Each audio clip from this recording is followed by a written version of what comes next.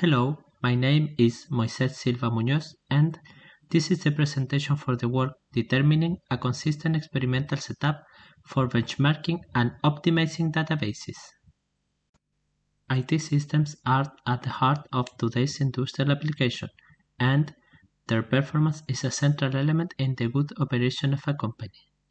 Then, the evaluation of the performance of IT systems is fundamental for their optimal functioning, or to carry out the optimization process of the systems.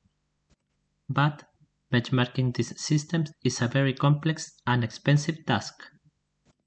Due to the heterogeneity and complexity of the systems, the stochasticity in the measurements of their performance, and the heavy computational cost of their evaluations. Then, obtaining a reliable benchmarking is a critical task in the optimization process of IT systems. In this work, we show the application of this problem to the database optimization process.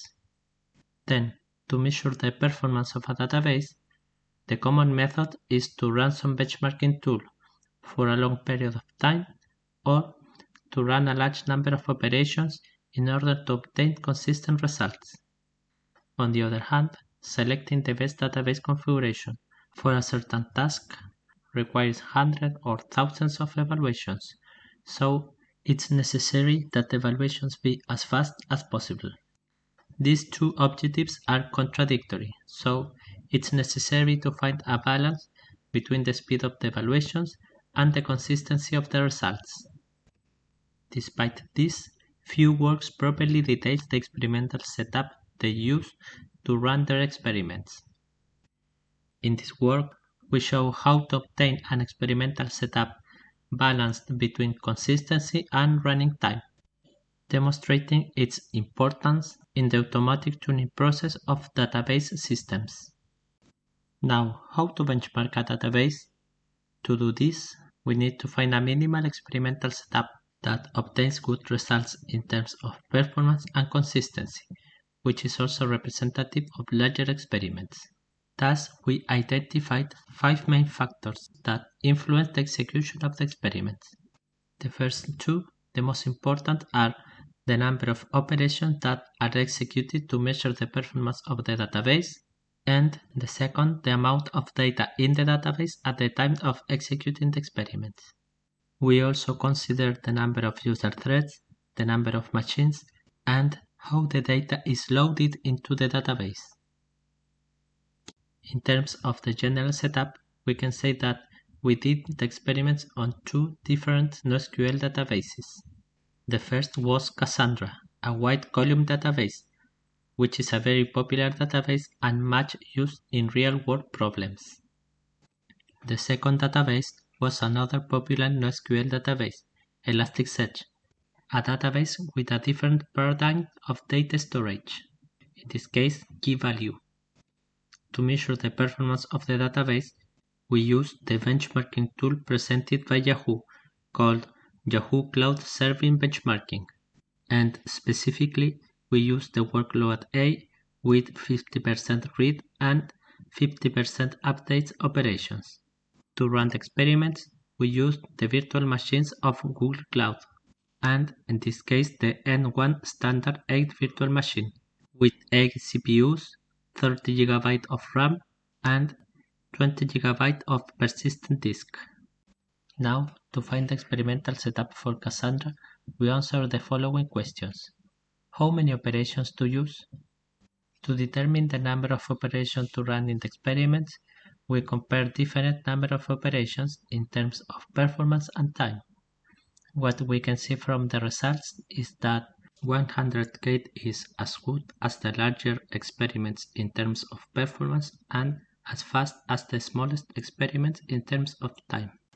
How much data to use? To determine how much data should be in the database, we compare different amounts of data in terms of performance and time. What we can see from the results is that 100K is again the best option. Does the number of user threads impact the results?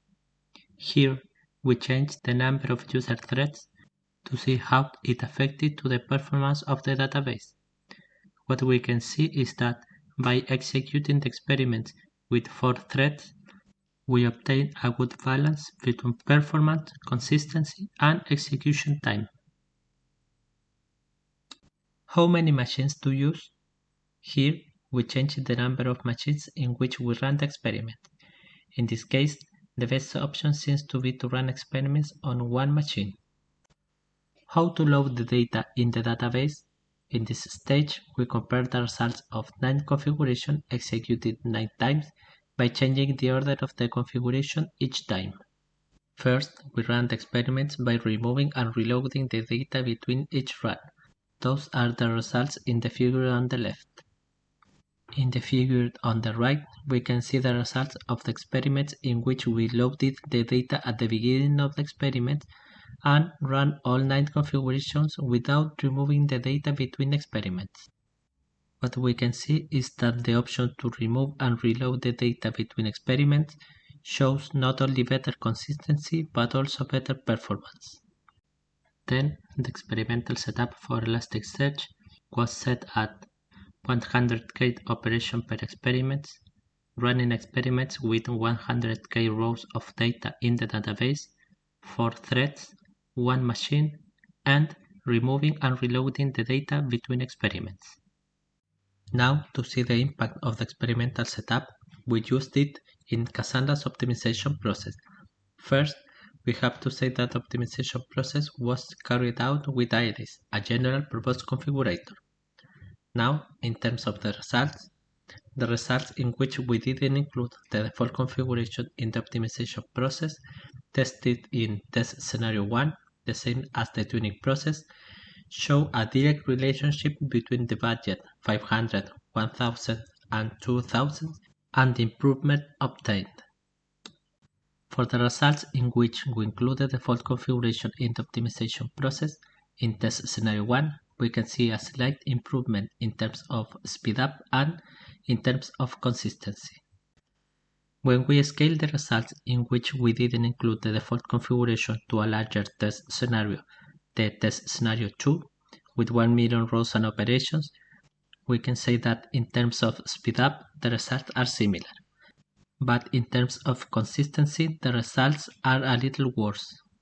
Finally, when we scale to test scenario 2, the results in which we include the default configuration, we can see very good results, which also show very good scalability. To verify the impact of the experimental setup, we ran a new optimization process with a new test scenario, the test scenario 0, a lighter experimental setup than the one we obtained experimentally. As we can see in the figure, the results including and not including the default configuration tested in test scenario 0, the same scenario as the tuning process, are bad and unreliable. And the same when we tested this configuration in test scenario 2, with 1 million rows and operations. Then, the results we obtained confirm that it's necessary to have a good experimental setup to obtain reliable results. As a summary for Cassandra, we can say that we experimentally obtained a reliable minimal experimental setup. And using this experimental setup, we obtained improvement in Cassandra's performance compared to the default configuration of the database. Finally, we experimentally demonstrated the importance of having a reliable experimental setup. To find the experimental setup for Elasticsearch, we followed the same methodology as before, answering the questions related to the number of operations, the amount of data in the database, the number of user threads, the number of machines, and how to log the data in the database. How many operations to use? What we can see for Elasticsearch is that 10K obtained the shortest execution time, despite obtaining a slightly lower throughput. Also, 10K obtained a similar consistency as the larger experiments. How much data to use?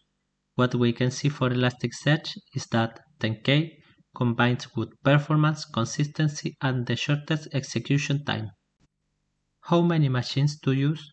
For Elasticsearch, the best option seems to be to run experiments with 2 machines. How to log the data in the database? Comparing the results of 9 configurations executed 9 times by changing the order of the configurations each time, The figure on the left shows the results removing and reloading the data between each run. In the figure on the right are the results of the experiments in which we loaded the data at the beginning of the experiment and ran all 9 setups without removing the data between experiments. What we can see in the option without removing the data is a great influence of the Elasticsearch cache system. So, for Elasticsearch, we run the experiments by removing and reloading the data between experiments. Does the number of user threads impact the results? In Elasticsearch, in addition to measuring the impact of the number of user threads, we measure the impact of 2 concurrency control policies.